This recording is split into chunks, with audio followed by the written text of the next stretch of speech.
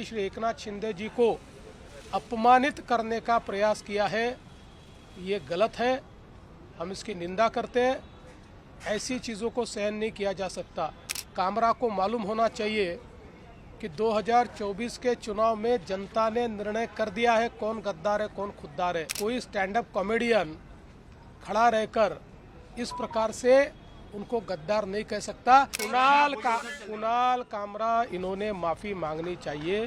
जिस प्रकार से स्टैंड अप कॉमेडियन कामरा इन्होंने एक गीत के माध्यम से महाराष्ट्र के पूर्व मुख्यमंत्री और विद्यमान उप मुख्यमंत्री श्री एकनाथ शिंदे जी को अपमानित करने का प्रयास किया है, ये गलत है।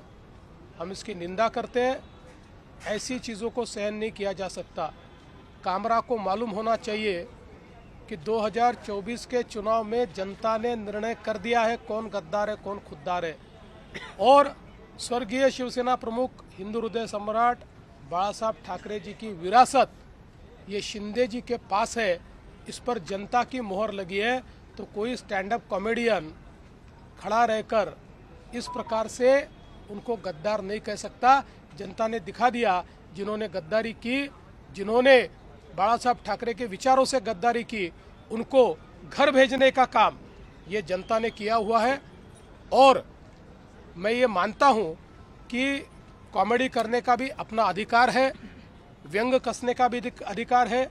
हमारे ऊपर भी चाहे जितना व्यंग कसिए, इसमें कोई किसी को दर्द नहीं है। लेकिन अगर जानबूझकर अपमानित करने का और इस प्रकार से इतने बड़े नेताओं को बदनाम करने का काम अगर कोई करेगा तो मुझे ऐसा लगता है कि उसको सहन नहीं किया जाएगा। उस पर जो भी कानूनन कार्रवाई है वो कार्रवाई की जाएगी। बिल्कुल कुणाल कामरा इन्होंने माफी मांगनी चाहिए। वो जिस प्रकार से संविधान का फोटो दिखाकर ट्वीट कर रहे हैं, ये वही लाल संविधान है जो राहुल गांधी दिखाते हैं। ये राहुल गांधी का संविधान जो न राहुल गांधी ने पढ़ा है न कामरा ने पढ़ा है।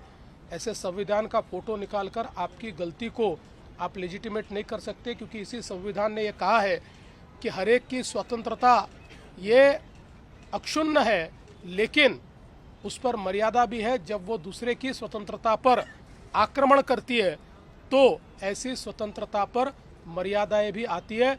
दूसरे की स्वतंत्रता पर, दूसरे के विचारों पर आप आक्रमण नहीं कर सकते। इसलिए राहुल गांधी का संविधान दिखाकर आप अपने कुकर्मों से नहीं बच सकते।